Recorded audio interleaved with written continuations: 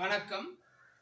இன்றைய ஊடகவியலாளர் சந்திப்புக்கு வருகை தந்திருக்கின்ற ஊடகவியலாளர்கள் அனைவருக்கும் இலங்கை தாய்மொழி ஆசிரியர் சங்கம் சார்பாக மீண்டும் ஒரு முறை வணக்கத்தை தெரிவித்துக் கொள்கிறோம். இன்றைய ஊடக சந்திப்பிலே ஆசிரிய இடமாற்றம் மற்றும் 1ஆம் மாதம் 20ஆம் தேதி 2026ஆம் ஆண்டு நடைபெற்ற எமது ஊடக சந்திப்பில் சில கருத்துக்கள், முரண்பாடான கருத்துக்கள் தொடர்பாக கௌரவ ஆளுநர் அவர்கள் புஷ்பரத்னம் அபிதன் என்ற சட்டத்திறனின் கீழ் எமக்கு ஒரு கேள்வி கடிதத்தை அனுப்பியிருந்தார். அந்த கேள்வி கடிதத்திலே குறிப்பிட்ட கடிதத்துக்கான எமது ஒரு மன்னிப்பு கோருகின்ற வகையிலே இந்த ஊடக சந்திப்பு இருப்பதோடு இருக்கும் என்பது இதனுடைய சாராம்சமாகும்.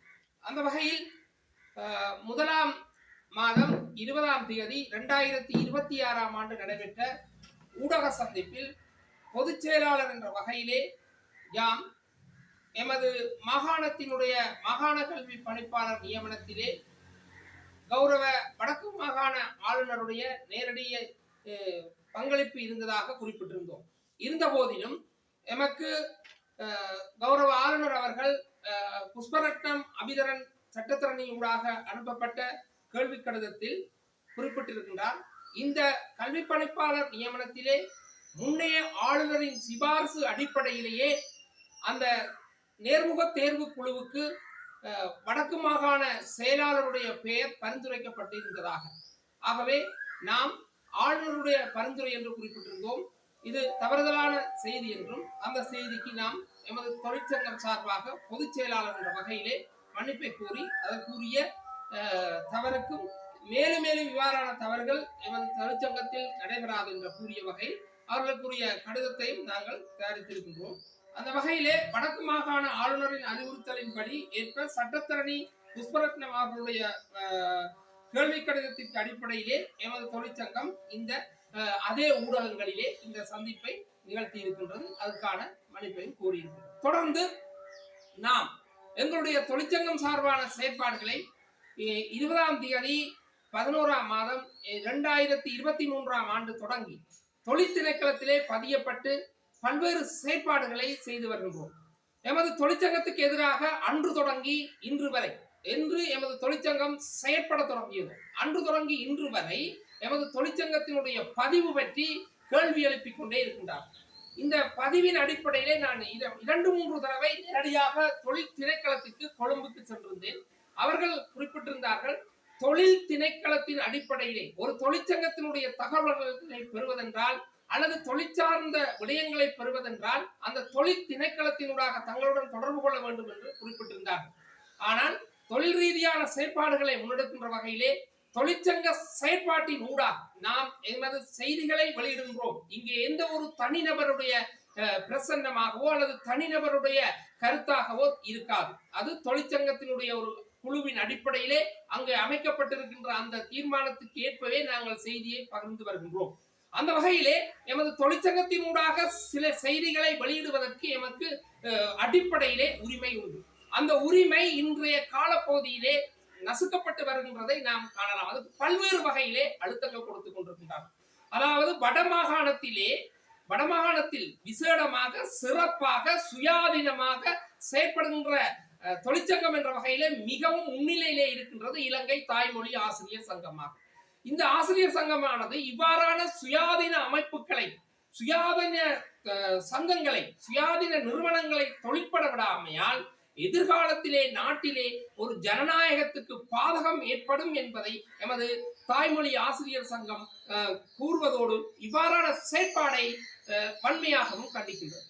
பொதுவாக ஆசிரியர்களுடைய இடமாற்றம், ஆசிரியர்களுக்கான சம்பள நிறுவை, ஆசிரியர்களுக்கான பதவி உயர்வு, ஆசிரியர்களுக்கான பக்கசார்பான செயற்பாடுகள், இவ்வாறான எல்லா செயற்பாடுகளையும் தவிர்க்க வேண்டும்.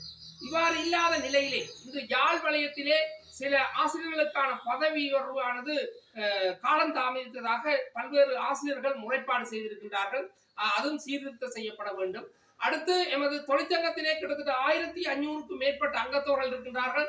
நாம் அண்மையில் கூட, அதாவது ரூபவாணி கூட்டு தாபனத்துக்கு ஒரு நேர்காணலுக்கு சென்றிருந்த வேளையிலே நேரடியாக அந்த தொழிற்திணைக்களத்துக்கு சென்று இங்க எமது சங்கத்துக்கு எதிராக பரப்பப்படுகின்ற அவதூறு பற்றி குறிப்பிட்டிருந்தேன். அவர்கள் சொன்னார், நீங்கள் உங்களுடைய செயற்பாட்டை எமது திணைக்களத்துக்கு அறிவித்துவிட்டு தொடர்ச்சியாக செயற்பட்டுக் கொண்டிருக்குமாறு, அதற்கு மேலாக மேலதிகமான எதுவும் பாதகமான விளைவுகள் ஏற்பட்டால் தாம் அதற்குரிய நடவடிக்கைகளை எடுப்பதாக அங்கே எமது தொழிற்சங்கத்தினுடைய மேற்பார்வையாளராக இருக்கின்ற பவித்ரா அம்மையார் அவர்கள் குறிப்பிட்டார். தொடர்ந்து எமது தொழிற்சங்கத்திலே பல அங்கத்தவர்கள் இணைந்து கொண்டிருக்கின்றார்கள், பல செயற்பாட்டாளர்கள் தொழிற்பட்டுக் கொண்டிருக்கிறார்கள், ஆசிரியர்கள் அணியணியாக திரண்டு கொண்டிருக்கிறார்கள். இதை மட்டுப்படுத்தும் வகையிலே, இதை குறைக்கும் வகையிலே சில மன அழுத்தங்களையும் சில அவதூறுகளையும் எமது தொழிற்சங்கத்தின் மீது இங்கே இருக்கின்ற சில குறிப்பிட்ட அதிகாரிகளோடு சேர்ந்து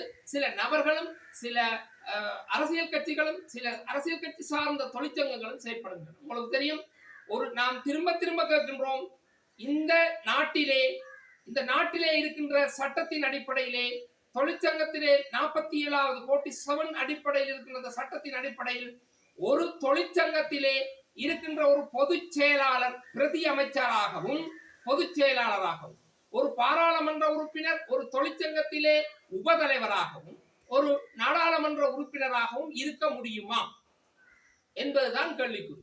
ஆனால் அவ்வாறு இல்லாமல் இங்கே அந்த 2 பதவிகளையும் வகிக்கின்றார்கள். ஆகவே தொழிற்சங்கம் சார்ந்த பிழைகளும் அரசியல் சார்ந்த பிழைகளும் இங்கே இணைந்து இருக்கின்றது. ஆகவே அரசியல் சார்ந்த பிழை ஒன்று ஏற்பட்டால் யாரிடம் முறைப்பாடு செய்வது, தொழிற்சங்கம் சார்ந்த முறை என்று செயற்பட்டால் யாரிடம் என்ற முறைப்பாடு செய்வது என்ற கருத்து நிகழ்கின்றது. அந்த வகையிலே இந்த கருத்துக்களை முன்னிறுத்திக் கொண்டு தொடர்ச்சியாக இந்த ஆசிரியர்களுடைய இடமாற்றம் சம்பந்தமாக இலங்கை தாய்மொழி ஆசிரியர் சங்கத்தினுடைய வலிகாம வலயத்தினுடைய செயலாளராகவும் யாழ் மாவட்டத்தினுடைய செயலாளராகவும் இருக்கின்ற அருளப்பு டினோசன் அவர்கள் இங்கே உங்கள் முன் சில கருத்துக்களை பதிவிடுவார்.